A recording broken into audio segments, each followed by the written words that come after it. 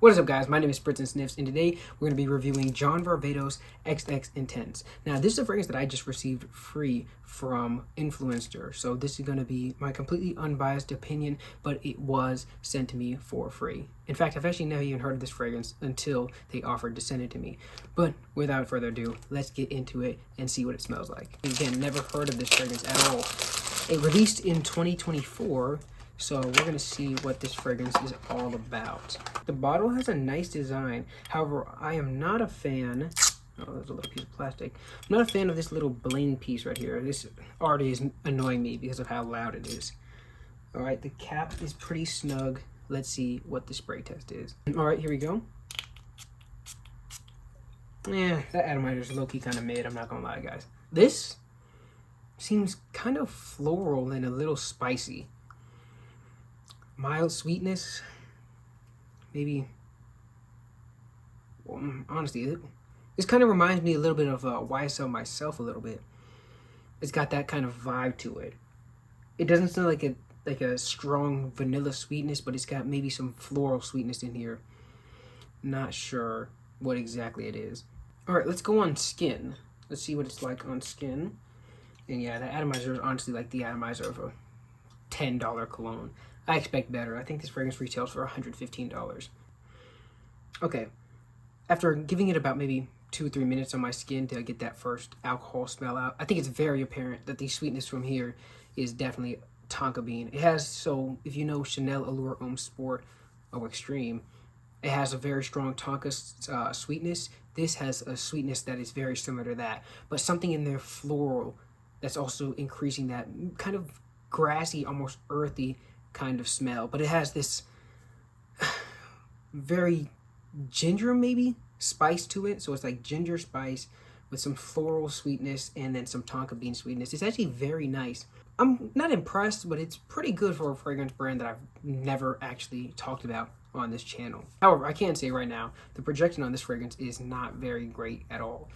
Like, I sprayed I think maybe 2 or 3 sprays on my hand and it's not really strong at all. Maybe if you're doing a little bit more, it'd be better, but from what I can pick up right now, it's not that great.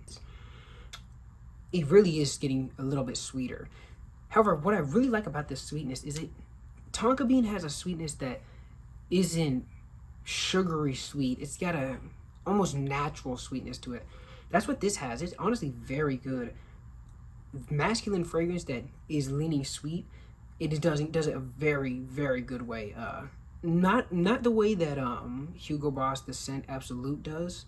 Not that masculine, maybe a little less masculine with a little bit more sweetness, but that sweetness is smoother. It honestly is a good fragrance. Honestly, I could easily wear that every day, or I see somebody having that as a signature scent. So let's actually break this down. So for a fragrance released in 2024 with a price range of I think $115 US, this fragrance is not bad. It is not the best bang for your buck, but $115 is not completely unreasonable. In fact, I'd say that's significantly lower than the average price of fragrances that have been releasing as of now. So as far as I'm concerned, this is a decent price for this fragrance. The smell is, I'd say, maybe a slightly above average.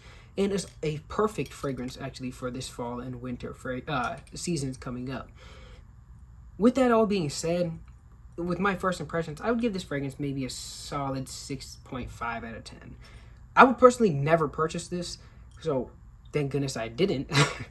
But it is if I could see somebody else purchasing this. I, however, have too many fragrances that I think are better than this, and it would just be pointless for me to add to my collection. But I am happy that they sent it to me. But boy, this man, this thing is annoying me. It's getting on my nerves. I have to hold it because of how annoying it is.